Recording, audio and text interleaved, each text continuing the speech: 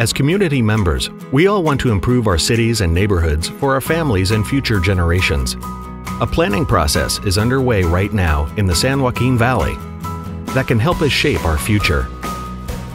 Regional plans, known as Sustainable Community Strategies, will identify ways to reduce greenhouse gases and improve our communities by reducing congestion, improving air quality, and providing more housing and transportation choices.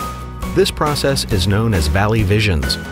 Valley Visions gives us the opportunity to work alongside regional and local planners to influence how our communities will grow over time.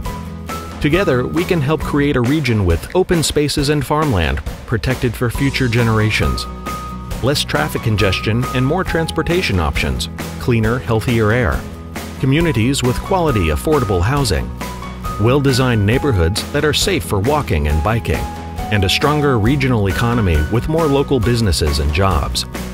Planners want to hear from you. Where and how should communities grow?